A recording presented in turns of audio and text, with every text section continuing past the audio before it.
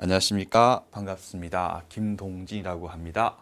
자, 집중 강의를 지금부터 이제 시작해 볼게요, 여러분들. 또 이제 집중 강의 듣는 기간 동안에는 조금만 민법을 또 공부하시면 좋을 것 같아요. 자, 집중 강의인데 먼저 첫 번째 1번 수강 대상. 자, 집중 강의는요. 최소 기본 강의를 1회 이상 기본 강의를 수강했던 분들을 대상으로 해가지고 이루어지는 강의입니다. 해서 그 시간이 없다는 이유에 근거해가지고 아예 민법을 처음 공부하시는데 집중 강의를 선택하시면 절대 안 됩니다. 그런 분들 같은 경우는 기본 강의 들으시면 되고, 지금부터 이루어질 집중 강의는 최소 기본 강의를 1회 이상 수강해서 어느 정도의 개념 정도는 알고 계신 분들을 대상으로 이루어지는 강의다까지 미리 말씀을 드릴게요.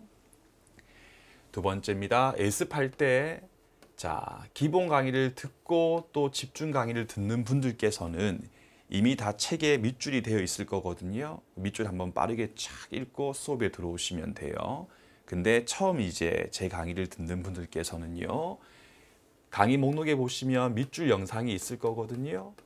밑줄 영상을 보시고 한 5분 정도 시간 내면 하루치 분량만큼 밑줄 그을 수 있으니까 책에 깔끔하게 먼저 밑줄을 그어 오시고요. 그 다음에 밑줄 긋고 난 다음에 자세하게 읽을 필요 없습니다. 속도 그냥 뭐 오늘 대충 이런 거 공부하겠구나 정도를 알 수 있게끔 빠르게 한번 착착착착 넘기고 수업을 들으시면 될 거예요. 알겠죠? 세 번째, 이제 제가 수업을 진행하지요. 수업을 진행하는데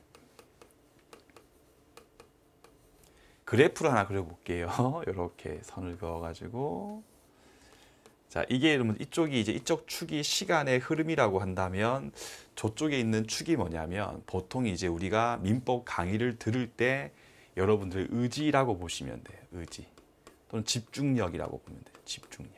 이거는 뭐 어떤 거 마찬가지인 게, 어떤 시험 강의하든 처음에 이제 강의를 들을 때는 의지가 불타오르는데 점점 이제 시간이 흐를수록 이렇게 의지가 떨어지는 건 어쩔 수가 없는 부분이죠.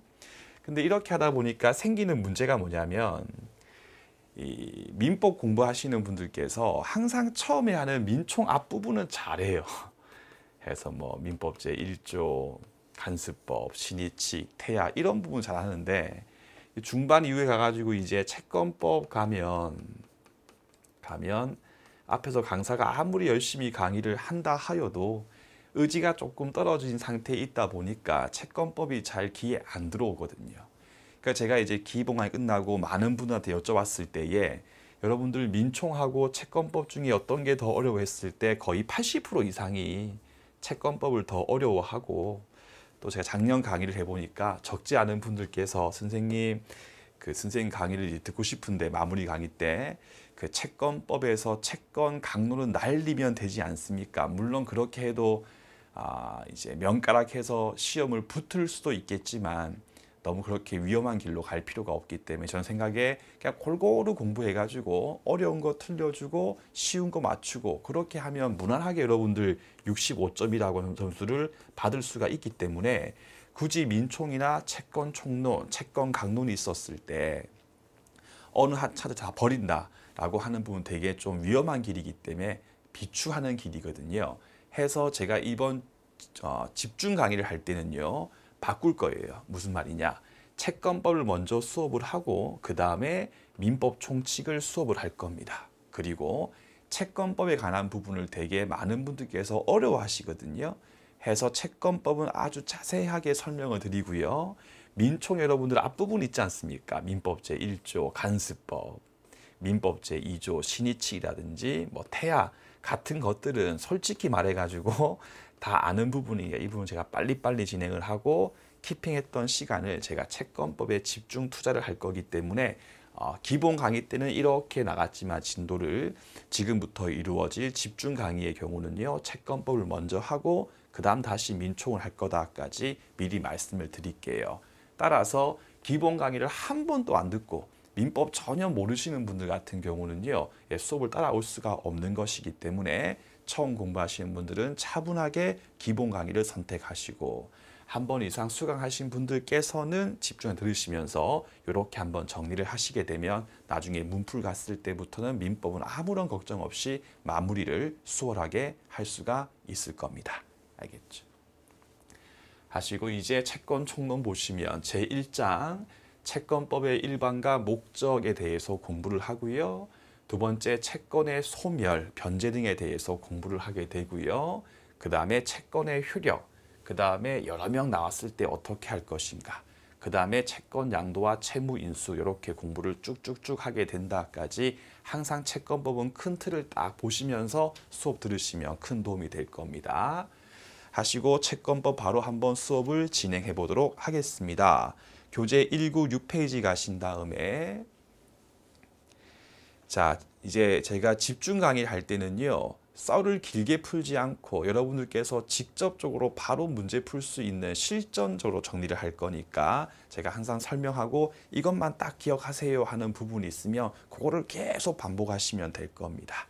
자, 196페이지 가시면 채권이 뭐냐 됐습니다. 그 밑에 제2간 됐고요. 197페이지 보시면 제일 밑에 목차 2번에 보시면 채무자의 의무 돼 있지 않습니까? 일단 빠르게 한번 듣고 다 까먹고 한 줄만 기억하자. 자, 채무자의 의무다. 갑하고 을 사이에서 세탁기 매매 계약을 했습니다. 그랬을 때 갑은 을에게 일단 기본적으로 세탁기에 대해서 인도해 줄 의무를 지고요. 그 다음에 설명서에 대해서 인도할 의무도 지고요. 그 다음에 사용 방법 등에 대해서 설명해 줄 의무가 있다. 이랬을 때 1번이 바로 주된 급부 의무, 2번이 종된, 3번이 부수다까지 기억하시되 주된 급부 의무에 대해서 불이행이 있었을 경우에는 해제도 할 수 있습니다. 그런데 3번에 보시면요. 부수적 의무 위반이다. 보세요. 갑하고 을 사이에서 세탁기 매매 계약했고 갑이 을한테 1번, 2번까지는 다 했어요. 근데 사용법에 대해서 설명하지 않았다는 이유에 근거해가지고 을 같은 경우가 매매 계약 자체에 대해서 해제할 수 있다고 보는 것은 조금 지나친 면이 있지 않습니까? 따라서 1번의 경우와 달리 3번의 경우에는 불이행이 있었을 때에도 손해배상은 청구할 수 있겠지만 해제는 못한다까지 요거하고 요거 두 개를 딱 구분해 가지고만 정리를 하시면 되겠습니다. 해서 다시 팁. 제가 기본 강의 때 했던 말이가 여러분들 채권법에 가면 채무 불이행의 효과, 채불의 효과가 있었을 때 항상 두 가지를 기억하세요. 첫 번째가 채불에 근거해 가지고 손배 청구할 수 있냐, 손해배상을 청구할 수 있는가 없는가에 관한 문제하고 2번 채불에 근거해 가지고 해지권을 행사할 수 있는가 없는가 요 두 가지의 문제 같은 경우는 항상 별개에 관한 문제이기 때문에 따로 정리를 꼭 하셔야 합니다. 그러면 여기 있는 3번 부수적 주의 의무 위반을 했을 경우에는 요 경우에 요거를 불이행했을 때 시험 문제에서 손배 청구할 수 있냐라고 물으면 예, 배상은 청구할 수 있습니다 라고 답하시면 돼요. 근데 말고 해제권도 행사할 수 있니? 라고 물었을 때는 별도의 합의가 없었을 때는 해제권은 행사하지 못한다까지 두 개를 또 비교해 가지고 정리를 하시면 되겠습니다. 그래서 우리 교재 197페이지 제일 밑에 보시면 목차 1번 밑줄 그어 있을 거고요. 주된 급부 의무 제일 끝에 보시면 불이행이 있었을 때에 해지권을 다 행사할 수가 있다. 2번은 전혀 보실 필요 없겠고요. 넘기시고 198페이지 가시면 목차 나번 제목 확인하시고 밑에 2번에 위반시 효가 석줄입니다. 중요하죠. 채무 불이행을 이유로 계약을 해제하려면 해제권까지 행사하려면 그 말이죠. 원칙적으로 1번 주된 채무의 불이행이 필요하다. 그러므로 부수적 3번 채무 불이행에 불과했을 경우에는 해제까지는 할 수가 없다. 다만 손해배상은 청구할 수 있다까지 확인하시면 되겠습니다. 그래서 3번에 대해서 물었을 때에는 1번은 가능하지만 2번은 못한다까지 확인하시면 되겠죠. 그 밑에 있는 판례 보시겠습니다. 사용자 또는 도급인, 일을 맡긴 사람, 도급인, 건물 지어달라. 그럼 사용자의 경우에는 근로자라고 보통 부르니까 도급인의 경우라면 수급인. 쉽게 말씀드리면 자기 밑에서 일하시는 이런 분들께서 일할 때에 다치지 않게끔 안전 배려해 줄 의무를 지는 거죠. 안전 배려 의무. 물적 시설 같은 것들. 그런 걸 하지 않아 가지고 요 분들께서 신체 피해 등을 입었을 경우에는 당연히 배상 책임을 물을 수 있을 겁니다. 그래서 판례 1번부터 천천히 읽어봅시다. 도급인은 수급인이 노무 제공하는 가정에서 생명, 신체 등을 해치는 일이 없도록 물적 환경을 정비하고 맞죠. 필요한 조치를 강구해야 될 보호 의무를 진다. 당연하죠. 2번 마찬가지입니다. 사용자의 경우에도 두 줄 밑에 똑같이 보호 의무를 지는 거다. 그런데 무조건 다쳤을 때 모든 부분에 대해서 사용자가 배상 책임을 지는 건 아닙니다. 즉 무슨 말이냐? 그 다음 줄. 다만 보호 의무 위반에 근거해가지고 사용자 갑에게 손해배상 책임을 인정하기 위해서는 특별한 사유가 없다면 그 사고가 피용자 을의 업무 관련성을 가지고 또한 그 사고가 통상적으로 발생할 것을 예측할 수 있는 경우라야 사용자가 그러한 사고가 생기지 않게끔 미리미리 조치를 취할 수가 있죠. 그러므로 업무와 전혀 관계없는 그런 경우라는 사용자에게 배상 책임을 물을 수 없다까지 확인을 하시면 되겠습니다. 그 다음에 3번은 그냥 참고만 하시고요. 199페이지 가신 다음에 채권의 목적 가시면 되겠네요. 로마자 1번 또 볼 거 없고요. 로마자 2번 또 2번입니다. 당연하죠. 금전으로 가액을 산정할 수 없는 것도 당연히 채권의 목적으로 삼을 수 있습니다. 그 밑에 보시면 분류에 관한 부분도 그냥 제목까지만 읽으시면 돼요. 자기급부라고 하는 것은 뭔가 하는 거고 부자기는 밤 10시 이후에 뭐 안 친다 그런 거 말하겠죠. 이번에 보시면 주는 급부의 경우는 물건, 돈, 쌀 등을 주는 거고 하는 급부의 경우는 강의하는 채무를 말할 겁니다. 3번에 보시면 특정물인 경우라면요. 갑하고 을 사이에서 X 토지, 불자가 붙었을 경우는요. 갑하고 을 사이에서 별도의 특정된 거 없는 거 종류를 말하는데 다시 뒤에 볼 거고 4번에 보시면 갑은 급부의 경우는 쉽게 쪼갤 수 있는 뭐 기름 같은 것들 앞에 불자 붙었을 경우는요 뭐 강아지 같이 쪼갤 수 없는 것들을 말한다까지 대충만 읽으시면 됩니다. 넘어가시고 목차 5번도 보실 필요가 없고 그 밑에 보시면 채권 목적에 따른 채권의 종류 있죠. 이 이하부터 다시 이제 공부를 하시면 됩니다. 자, 채무자의 입장에서 선택의 여지가 없는 겁니다. 이제 갑이 을한테 가서 을이 서점이거든요. 아, 사장님, 저기 책장 첫 번째 칸에 네 번째에 꼽혀 있는 기본서를 주세요 라고 했을 경우에는 그 을 같은 경우는 그 네 번째 것만 줘야 되지 다른 책을 줄 수는 없지 않습니까? 그렇게 주관적 합의 등에 기초해 가지고 채무자 입장에서 더 이상 선택의 여지가 없는 경우를 특정물 채권이라고 부르는 겁니다. 그러면 을은 갑한테 그 네 번째 있었던 기본서 책을 뽑아가지고 갑한테 주면 되는 거예요. 근데 말고 여러분들 갑이 을한테 주문을 넣을 때 사장님 뭐 기본서 뭐 민법책 하나 주세요 이렇게 한 경우 있지 않습니까? 그런 경우는 을 가게에 있는 똑같은 여러 공상품 중에서 하나를 골라서 줄 수 있죠. 이렇게 채무자의 입장에서 고를 수 있는 선택의 여지가 있고 고를 수 있는 목적물들이 다 똑같아. 공상품 똑같은 기본서 해가지고 별도의 개성이 없었을 경우에는 종류물 채권에 해당하는 거고요. 말고 선택할 수 있는 게 X가 있고 Y가 있는데 X는 돼지고기, Y는 소고기와 같이 그 둘 사이에서 강한 개성이 있었을 때에는 선택 채권에 해당한다까지 일단 큰 틀을 잡아두시면 되겠습니다.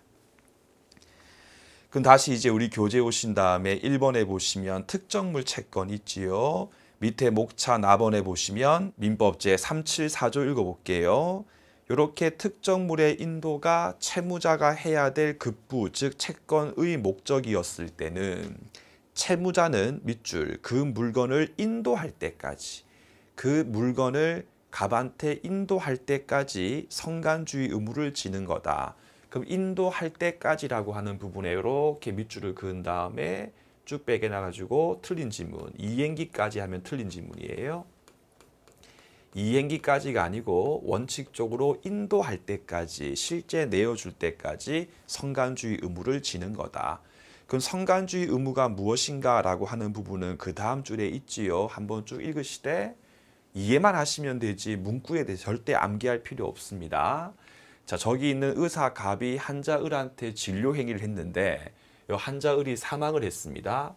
이랬을 때 저기 있는 의사 갑에게 가실이 있는가 없는가를 볼 때에 갑을 딱 놓고 갑의 개인적인 능력 범위 내에서 할 만큼 다 했으니까 갑에게 가실이 없다. 그렇게 보는 게 아니에요. 그게 아니고 여기 있는 갑의 직업이 의사다. 그렇죠? 그럼 동정업계에서 일하는 의사 중에 보통 평균인을 데리고 와가지고 그분이 저 상황에 있었을 때에도 똑같았을 것이라면 그러면 갑한테는 가실이 없는 거예요. 근데 병은 여러분들 그 상황에서 그렇게 하지 않았을 것인데 갑이 그렇게 해가지고 을이 사망했을 경우라면 갑한테 가실이 있는 것이거든요. 그럼 결국은 성간주의 의무 위반이 있는가 없는가라고 하는 것은 행위자 갑의 개인적인 능력에 기초해 가지고 판단이 이루어지는 것이 아니라 동종 같은 직업의 보통 평균인과 비교해 가지고 가실이 있는가 없는가에 대해서 판단이 이루어진다까지 이해만 하시면 됩니다. 그래서 한번 쭉 밑줄 읽으시고 첫 줄 끝에 보시면 주의 채무자 갑의 개인 능력이 아님을 기억할 것 해놓고 제일 끝에 보시면 이러한 성간주의 의무의 발생 시기는 당연히 갑하고 을 사이에서 계약이 성립했을 때부터 채무자가 특정물에 대해서 성간주의로서 보존해야 될 의무를 진다까지 이해를 하시면 되겠습니다. 그 다음에 목차 답원 가시면 특정물의 후발적 멸실. 자, 후발적이라고 하는 말에 꺽쇠 치신 다음에 다시 불능 멸실이 나왔을 때 원시적이란 말이 나왔을 때는 원시적이란 말은 갑하고 을 사이에서 계약이 성립하기 전부터 불능이 됐을 때에는 원시적이라고 부르고요. 갑하고 을 사이에서 계약이 성립하고 난 뒤에 멸실됐을 때에는 후발적 불능이다. 그럼 지금부터 이제 우리가 볼 내용은 위의 거에 대해서 공부하는 게 아니고 갑하고 을 사이에서 매매 계약 등을 하고 난 다음에 매매 계약의 목적물이 멸실됐을 때 어떻게 할 것인가에 대해서 공부를 한다까지 일단 목차 가지고 큰 그림을 떠올리시고 채권법은 여러분 절대 억지로 외우면 안 됩니다. 큰 그림을 그리면서 공부해야지 빠른 시간 내에 정복이 가능합니다. 해놓고 여기로 오시면 자, 갑하고 여러분들 이제 을 같은 경우가 매매 계약을 했을 때에 처음부터 특정물인 경우도 있고 아니면 종류물로 이제 출발되는 경우도 있지 않습니까? 가령 갑하고 을 사이에서 계란에 대해서 매매 계약했을 경우라면요. 계란 자체는 종류물로 일단 출발이 된 겁니다. 해서 일단 출발할 때 종류물로서 됐다. 그런데 특정되기 전에 그 말이 여전히 종류물인 상태에서 그 계란들이 멸실됐을 때는 채무자에게 다시 그 물건을 구해서 갖다 줘야 할 의무가 인정이 됩니다. 반면에 그 목적물이 특정이 되고 난 후 그 말 이꼴 특정물인 상태에서 멸실됐을 경우에는 더 이상 그 물건이 거래계에 없는 걸로 봐버리는 거거든요. 따라서 특정물 상태에서 멸실됐을 경우는요. 다시 채무자가 똑같은 물건을 구해가지고 채권자에게 갖다 줄 의무가 없는 게 원칙인 거예요. 따라서 특정물과 종류물에 대해서 공부를 하는 가장 큰 이유는 뭐냐면 그 물건이 멸실됐을 때 채무자가 다시 동일한 물건을 구해가지고 채권자에게 갖다 줘야 하는지 유무의 차이가 있기 때문에 야 그게 지금 종류물이니 아니면 특정물이니에 대해서 공부를 하는 겁니다. 그럼 다시 교재 여러분들 이 밑에 보시면 목차 답원에 특정물인 상태에서 멸실됐을 경우에는 급부 위험은 채권자 매수인 을이 지는 것이기 때문에 물건을 갖다 줘야 될 채무자인 매도인 갑 같은 경우는 인도 의무가 없어진 자, 즉 더 이상 똑같은 물건을 구해서 갖다 줄 필요가 없다까지 일단 먼저 확인을 해 주시면 되겠습니다. 그래가지고 201페이지 보시면요. 제일 위에 목차 1번 462조 특정물의 인도가 채권의 목적이었을 경우는 채무자 값 같은 경우는 이행기의 형상 그대로 그냥 그 물건을 갖다 주면 된다까지 읽으시면 되고요. 근데 이행기대로 줬는데 그 목적물에 뭔가 하자 등이 있었을 때는 저기 채권 강론 파트에서 매매계약 파트에서 매도인의 담보 책임 따위에 의해서 처리가 이루어진다까지만 듣기 마시고 일단 지금은 이행기 그대로 인도하면 된다까지만 일단 읽어주시면 됩니다. 그 다음에 이번에 인도 장소 있죠 여러분들. 민법 제467조의 경우는요 정확하게 숙지를 해야 됩니다. 1항과 2항입니다. 자, 먼저 1항부터 봅시다. 채무의 성질 또는 합의로서 인도가 이루어질 장소를 그 말이죠. 갑과 을이 따로 정하지 않았을 때 특정물의 경우는 특정물이면 제1항이 적용되구나 그 말이죠. 특정물의 인도는 어디서 하는데? 라고 물었을 때 채권자의 현 주소라고 하면 틀린 질문입니다. 채권 성립 당시에 그 물건이 있던 곳에서 채권 성립 당시에 그 물건이 있던 장소에서 인도가 이루어진다. 채권자 주소하면 틀린 지문입니다. 그런데 이 항을 보시면 특정물 인도 이외의 채무까지 위주긋고 특정물 인도 이외다. 특정물이면 1항, 특정물 이외의 인도 채무면 2항인데 2항은 뭘까? 그렇죠? 특정물, 종류물. 그러니까 특정물이면 1항. 특정되기 전이라서 종류물이었을 경우에는 2항에 의해서 처리가 이루어진다까지 해석을 하시면 되겠죠.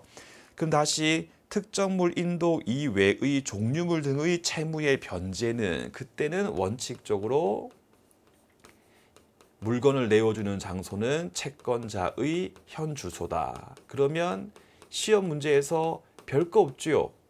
이거 두 개를 섞어요. 이렇게 믹스해가지고 틀린 질문 내기 때문에 정확하게 특정물이면 성립 당시에 그 물건이 있던 장소, 특정물 인도 이외의 종류물 등의 경우는 채권자 현 주소라고 구분해가지고 딱 암기해버리시면 쉽게 문제 풀 수 있습니다. 알겠죠?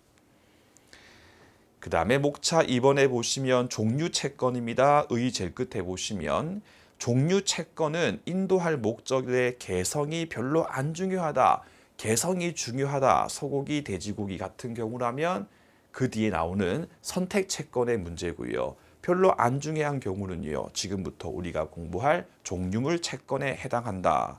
밑에 목차 2번에 보시면 제한 있지 않습니까? 별거 아니고 네가 소유하고 있는 창고 안에 있는 오렌지 100개 중에 20개 이렇게 해가지고 네가 소유하는 창고와 같이 한 번 더 앞에 제한이 붙는 거예요.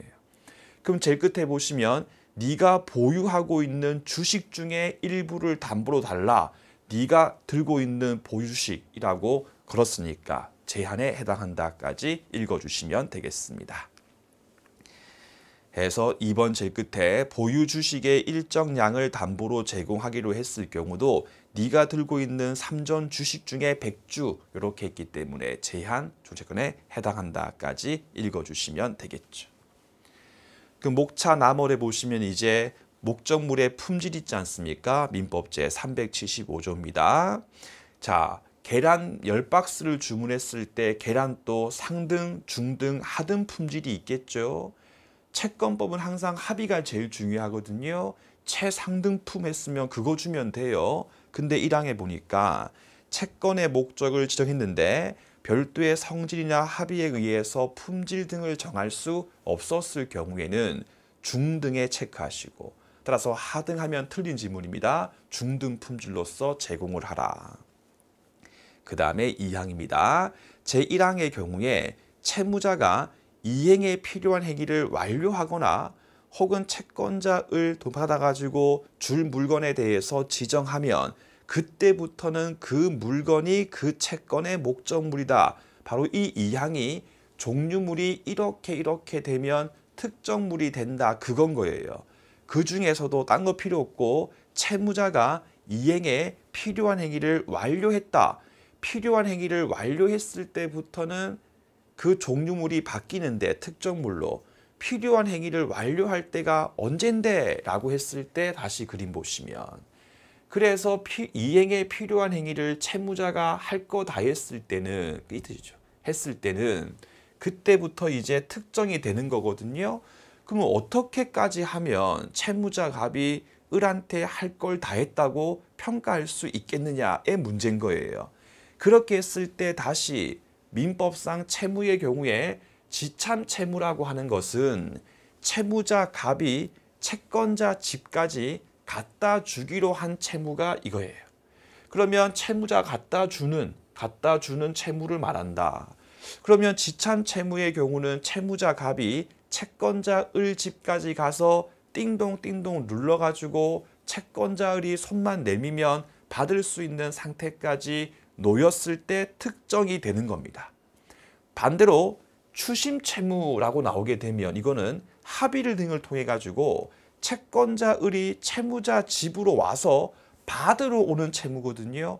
그러면 채무자 갑 집으로 을이 받으러 오는 채무인데 굳이 채무자가 돈 가지고 채권자한테 갈 필요 전혀 없지 않습니까? 그러므로 추심 채무의 경우라면 채권자가 받으러 오는 채무이기 때문에 굳이 갑이 을한테 갈 필요 없이 채권자 을님아 나 다 준비했으니까 돈 받으러 오세요까지만 하면 되는 거거든요. 그러면 둘 중에 어떤 채무이냐 항상 여러분들 채권법은 합의가 제일 중요하기 때문에 갑하고 을 사이에서 내가 너한테 갖다 줄게 라고 합의했으면 위에 거고 말고 네가 나한테 받으러 오니라 라고 했을 경우라면 밑에 거일 겁니다. 근데 별도의 합의가 없었을 경우에 종류물 채무의 경우는 지참 채무에 해당합니다. 왜 여러분들 종류물 채무가 지참 채무에 해당하는지를 방금 했던 요걸 가만히 해보세요. 가만히. 자, 종류물 채무의 경우는 별도의 합의가 없었을 때는 제2항에 근거해가지고 채권자 집에 갖다 줘야 되죠. 채권자 집에 갖다 주기 때문에 알겠죠? 문제 풀 때 종류물 채무가 나오고 별도의 아무런 언급이 없었을 경우에는 지참 채무에 해당하므로 채무자가 채권자 집으로 갖다 주는 게 원칙이다. 이렇게 이해를 하시면 되겠습니다. 그러면 이 사례 정도 아시면 됩니다. 자, 갑이 계란 매도인이고요. 을이 계란 매수인입니다. 별도의 다른 합의는 없었습니다. 이 경우에서 첫 번째 경우 갑이 을 집으로 배송 가던 중에 을 집으로 이렇게 가던 중에 교통사고가 나가지고 계란이 깨졌다. 그러면 갑이 을 집에 가는 중이었지 을 집에 가서 띵동띵동까지는 안 했기 때문에 아직까지 특정이 되지 않은 상태에서 불능이 된 거예요.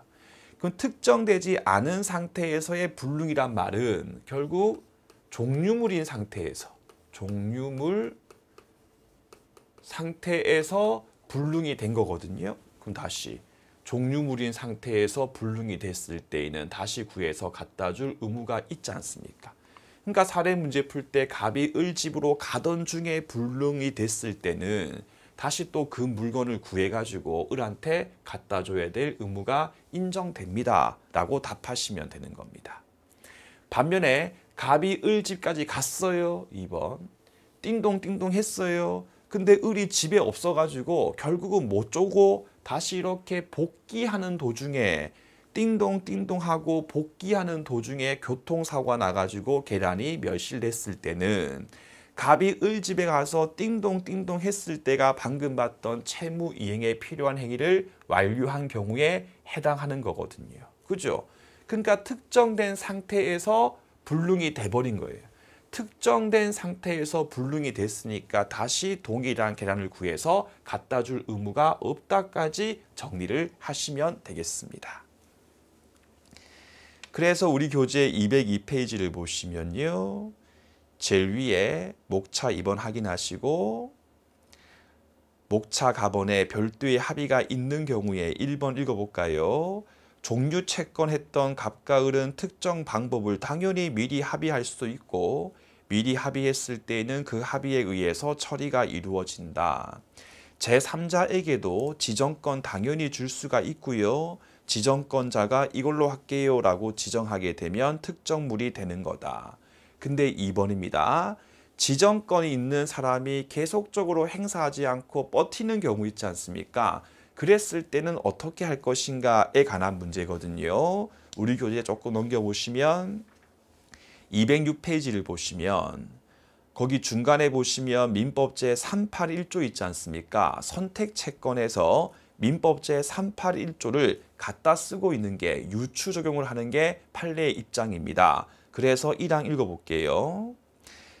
선택권, 지정권 행사 기간에 정함이 있는 경우 지정권자가 그 기간 내에 지정권 행사하지 않고 가만히 버티고 있었을 때는 을이 갑한테 상당 기간 정해서 갑아 빨리 지정해라 라고 채고할 수 있고 근데도 또 갑이 지정하지 않고 가만히 있었을 때는 원래 갑한테 있었던 지정권이 상대방한테 넘어온다까지 읽으면 됩니다.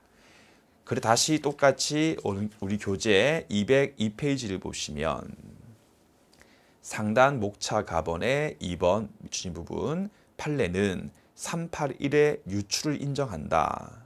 따라서 채권의 기한이 도래하고 난 뒤에 채권자 을이 상당 기간을 정하여 지정권이 있는 채무자 갑에게 야 빨리 지정해라 라고 채고했어요.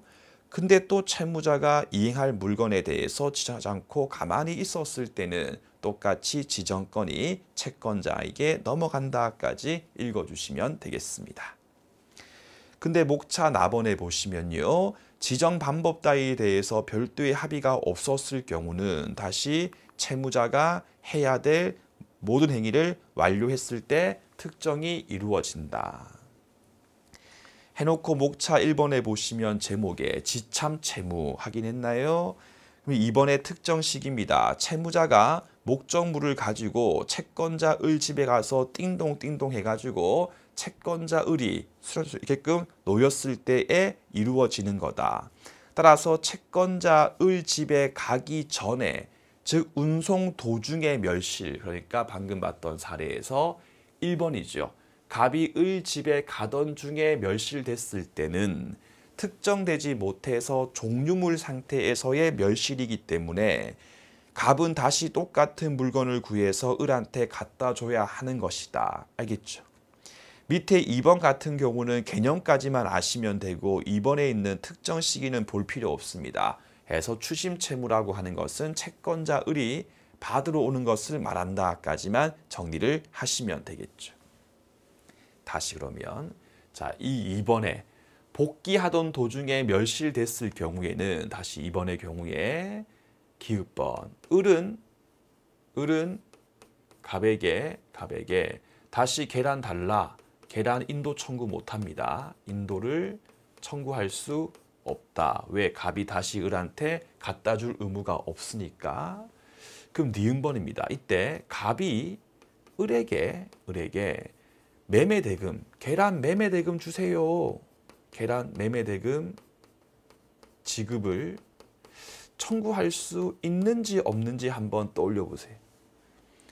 뭔가 후발적으로 불능이 됐을 때에 갑이 을한테 반대급부 매매대금 달라라고 할 수 있는가 없는가에 대해서 물었을 때는 자동으로 이제 원칙적으로 민법 제537조를 떠올려 주시면 됩니다. 반대급부의 이행을 청구하지 못한다. 원칙은 대금 달라고 못한다. 다만 예외적으로 민법 제538조가 적용되면 538조 채권자 을 지체 중에 불능이거나 채권자 을 때문에 불능이 됐을 때는 예외로서 반대급부 매매대금의 지급을 청구할 수 있다까지 미리 한번 들어주시고요. 저기 채권법 가서 조문 한번 읽고 오겠습니다. 우리 교재 316페이지입니다. 제일 밑에 보시고 537조 쌍무계약에서 갑의 채무가 쌍방 책임 없는 사유에 의해서 불능이 됐을 경우 원칙적으로 채무자 갑은 상대방 을에게 반대급부 매매대금의 지급을 청구하지 못한다. 다만 오른쪽 페이지 중간에 예외 538조 1항 중간 채권자 책임 있는 사유에 의해서 불능이 됐을 때는 반대급부의 이행을 청구할 수 있다. 또한 채권자 지체 중에 불능이 됐을 때에도 갖다 청구할 수 있다 해서 일단 암기하세요. 원칙은 반대급부의 이행, 매매대금 지급을 청구할 수 없겠지만 예외적으로 채권자 지체 중에 불능, 채권자 때문에 불능이 됐을 때는 민법제 538조에 근거해가지고 반대급부의 이행을 청구할 수 있다까지 확인을 하시면 되겠습니다. 됐습니다. 교재 이제 203페이지 가신 다음에 제일 위에 금전 채권 있지 않습니까? 거기 보시면 3번의 금전 채권은 특징돼 있지 않습니까? 그거 한번 싹 정리를 해볼게요. 자, 우리 민법 공부할 때 금전이라고 하는 게 나오면 딱 세 가지의 경우는 정확하게 그냥 통암기를 해버리세요. 자, 첫 번째입니다. 민법 총칙에서 권리의 객체에서 물건에서 동산에서 특수한 동산이라고 해가지고요. 금전의 경우는 점유하는 곳에 소유가 있다라고 하는 내용이 조금 기억이 나실 거예요. 따라서 갑의 돈을 을이 훔쳐가지고 을이 점유하고 있었을 때는 그 돈은 점유하고 있는 을의 돈이기 때문에 민법 제213조 소유권에 기해 가지고 그 돈 돌려줘 라고는 절대 할 수 없는 거고 민법 제741이나 민법 제750 등에 의해서 처리가 이루어진다. 하나 꼭 기억하시고. 두 번째 2번입니다. 원칙적으로 채무 불이행이 있었을 경우에는요. 민법 제390에 근거해 가지고 처리가 이루어집니다. 따라서 피고인 채무자에게 고의나 가실 등이 필요한 게 원칙이거든요. 그런데 금전 채무 불이행,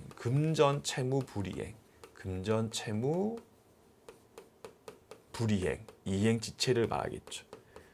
의 경우에는 민법 제390의 특칙인 민법 제397이라고 하는 규정이 있다.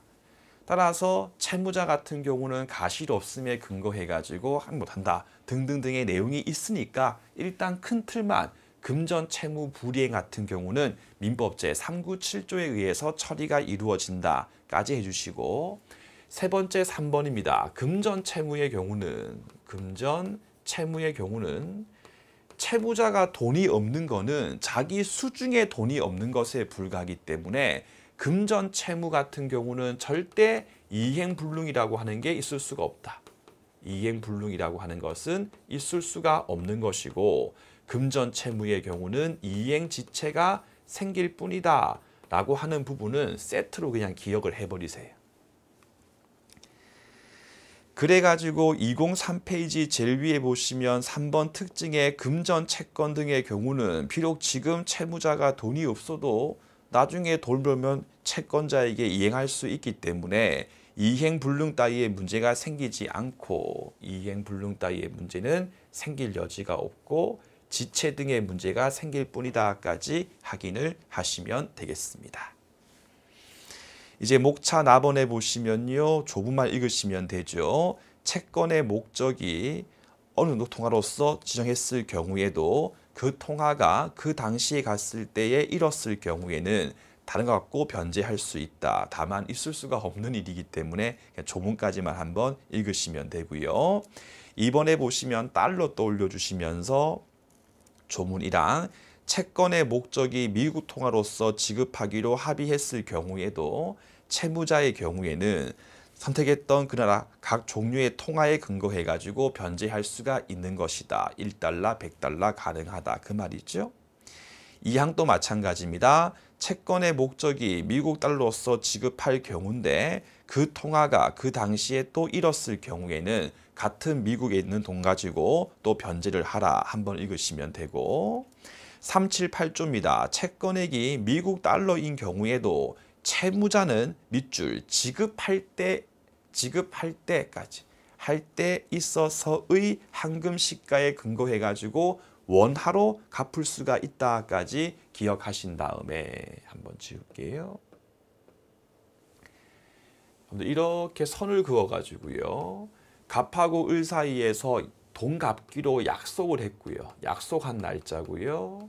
실제 돈을 갚는 날짜가 있었을 때 언제까지 갚기로 했다라고 했을 때 약속의 경우는 변제기, 이행기 해서 기라고 하는 말은 약속. 예를 들면 4월 15일 날 갚자라고 했을 때는 4월 15일이 변제기, 이행기를 말합니다.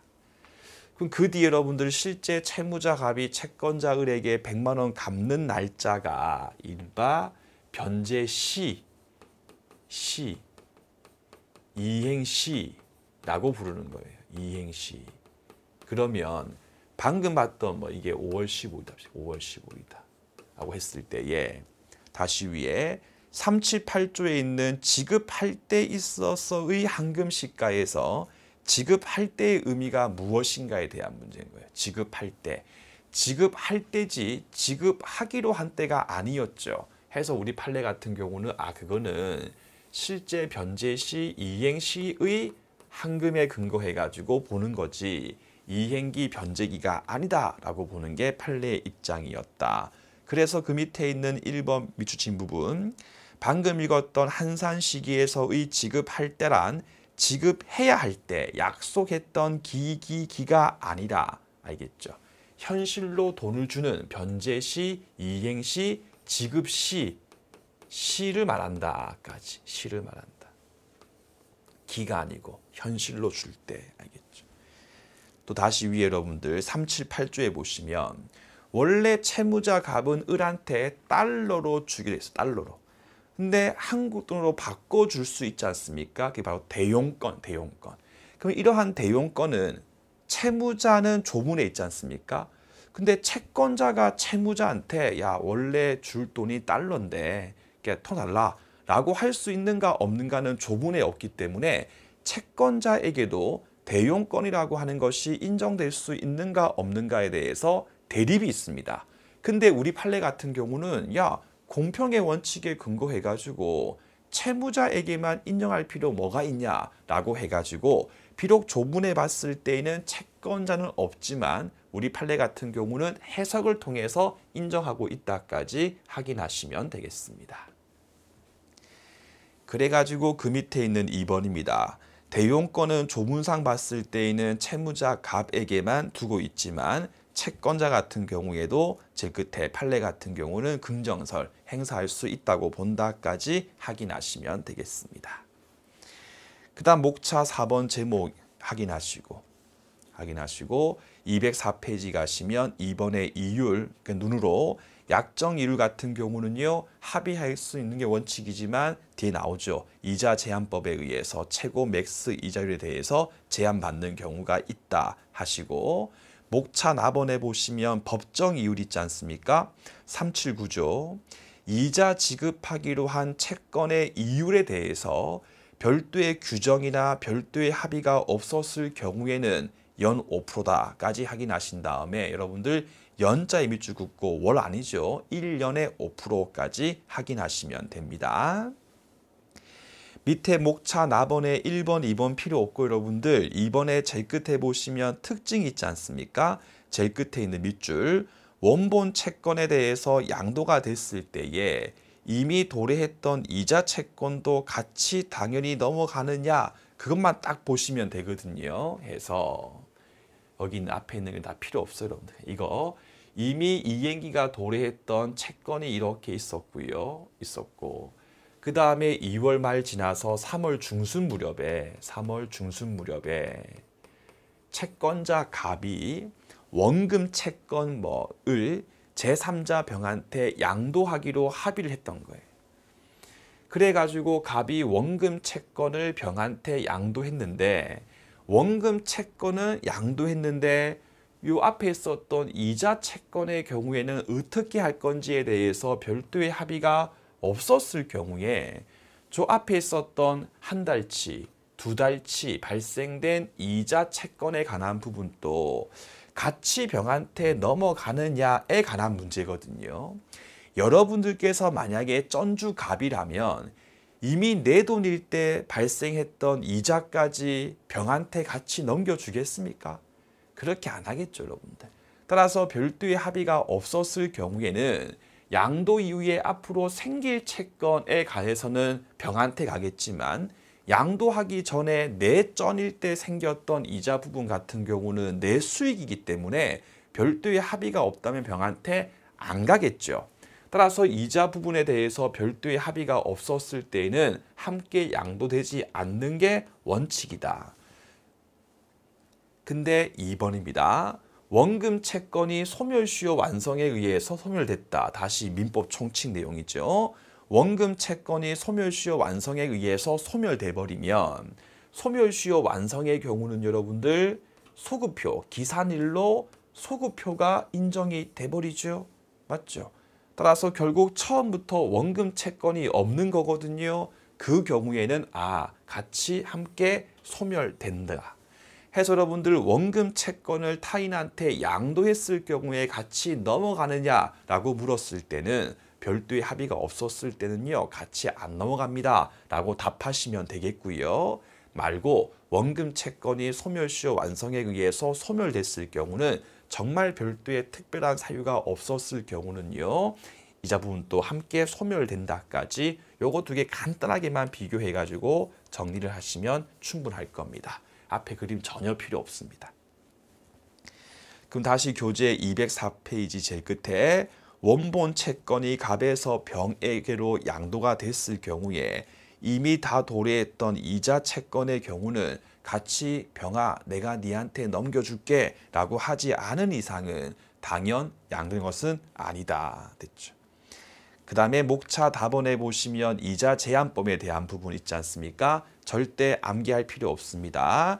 금전대차 계약상 최고 이자율 연 25% 초과하지 않는 범위 내에서만 효력이 있고요. 현재 20%인데 프로에 대해서 절대 암기할 필요 없습니다. 그 다음에 니은번 여러분들 가령 갑이 을한테 20% 넘는 이자에 대해서 지급을 한 경우 있지 않습니까? 예를 들면 아주 쉽게 얘기하면 100만 원 빌렸는데 25만 원을 준 거예요. 그러면 20만 원까지는 이자에 충당되고요. 초과하는 5만 원 같은 경우는요. 원금에 충당돼 버립니다. 원금 여러분 다 충당하고 더 이상 남는 원금이 없었을 경우는요. 갑이 을한테 돌려줘 라고도 할 수 있다까지 일단 기억을 하시면 되겠습니다. 그런데 205 제일 위에 있는 판례 박스 있지 않습니까? 이게 아주 중요한 판례거든요. 해서 칠판을 보시겠습니다.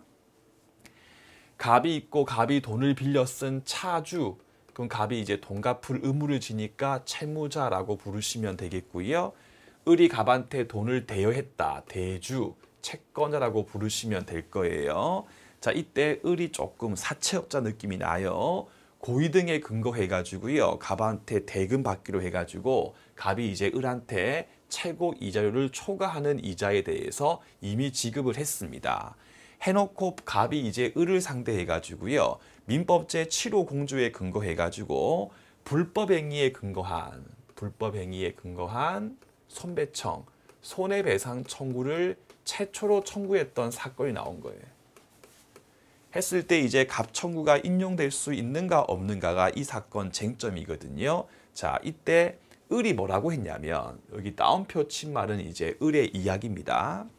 판사님, 갑이 저한테 지급했던 이자 중에 초과 지급된 이자는 갑이 저한테 민법제 741조에 근거해가지고 부당이득 반환을 청구할 수 있지 않습니까? 그렇다면 갑에게는 손해 입은 사실이 없습니다. 그렇다면 불법행위에 근거해가지고 갑이 저한테 손해배상을 청구를 하려면 원고 갑에게 발생된 손해가 필요한데 갑은 저한테 741조에 근거해가지고 반환 청구를 행사할 수 있기 때문에 갑한테는 손해가 없으므로 갑은 저한테 741은 몰라도 750에 근거해 가지고는 배상 책임을 물을 수가 없습니다. 라고 을이 이렇게 이야기를 했던 거예요. 하니까 판례가 뭔 소리 하냐. 여러분 만약에 을 말대로 갑이 을한테 부당이득 반환을 청구할 수 있기 때문에 갑한테 손해가 없는 거다라고 하는 논리를 취해버리면 우리가 민법 총칙 제일 앞에서 배우는 741과 750의 경합이라고 하는 거는 있을 수가 없는 겁니다. 이거와 무관하게 갑한테 초과 지급했으면 갑한테 손해가 있는 거죠. 그럼 갑은 을을 상대 당연히 배상 책임도 청구할 수가 있는 것이고, 그럼 갑은 을한테 750, 741 둘 다 가질 수 있지 않습니까? 그러면요, 민총제일 앞에 이른바 청구권 경합이라고 하는 것이 인정이 되죠. 그럼 갑은 이제 을을 상대해 가지고 또 뒤에 배울 거니까 741, 750 둘 중에 한 개를 선택은 할 수 있지만 2번 중첩적으로 더블로 행사하지는 못한다라고 하는 민총 내용 잠깐만 떠올려 주시면 되는 겁니다. 알겠죠? 더 나아가서 을 쪽에서 사채 알선 등에 대해서 같이 도왔던 제3자 병도 이렇게 있었을 경우에는 요 병 같은 경우도 을과 함께 공불책임, 공범이니까 공불책임 민법제 76공조에 근거해 가지고 공불책임을 같이 갑한테 질 수 있다까지 확인하시면 되겠습니다. 그럼 다시 205페이지 판례 박스 중요합니다. 한 줄 밑에 특별한 사유가 없으면 을은 갑에게 민법제 750에 근거한 배상 책임의 성립이 이루어진다. 한 줄 밑에 이와 같이 충당해서 원본을 다 갚고도 남아있는 초과 지급액은 이자 제한법 위반 행위로서 갑이 입은 손해라고 볼 수 있다. 더 나아가 그 다음부터가 이제 대주을의 이런 따옴표 친 말에 대해서 판례가 말씀하시는 거예요. 야, 그 말도 안 된다. 왜냐하면 부당이득 반환 청구권하고 민법제 750조에 근거한 배상 청구권은 서로 별개 아니냐. 따라서 제한 초과 이자 부분에 대해서 원고 갑에게 민법제 741조에 있는 권리가 있다고 해서 그 갖고 민법제 750조 책임의 성립을 방해하진 않기 때문에 그와 별개로 750에 근거해 가지고도 갑이 을에게 배상 책임을 물을 수도 있다. 알겠죠? 한번 끊으시고, 나아가 채권자 을과 공동으로 이렇게 위반된 행위를 했던 사람인 병너도 760조에 근거해 가지고 공불 책임을 지는 거다까지 잡아두시면 되겠죠. 그러면 이제 지금은 우리가 기본 강의가 아니고 집중 강의니까, 그러면 을하고 병 같은 경우는요, 의도하지 않게 갑한테 같이 책임을 지는 거죠. 그럼 사례 문제에서 을과 병 사이의 법률 관계에 대해서 물으면 을과 병은 의도하지 않게 갑한테 같이 책임을 지는 거기 때문에 부진정 연대 채무관계에 놓인다. 그럼 사례 문제에서 을하고 병 사이에서 절대요가 뭐냐라고 물었을 때에는 부진정 연대이기 때문에 들으세요. 채권자에게 만족 주는 사유는 절대요 해서 변제, 대물 변제, 그 다음에 공탁, 그 다음에 상계까지는 절대요가 인정되고 나머지는 전부 다 상대요입니다. 나머지는 전부 다 상대요다. 나머지. 그럼 예를 들어서 갑이 병한테 채무의 면제를 했을 때도 채권자 갑에게, 그러니까 손해배상 채권자 갑에게, 피해자 갑에게 만족 얻은 사유가 아니기 때문에 면제 등은 밑에 포함되니까 상대회에 불과하므로 을한테 효력이 미치지 않는다로서 연결시켜가지고 사례 문제에 꼭 대비를 해주시면 되겠습니다. 그 밑에 있는 5번 내용은 10분만 쉬었다가 다시 보도록 하겠습니다.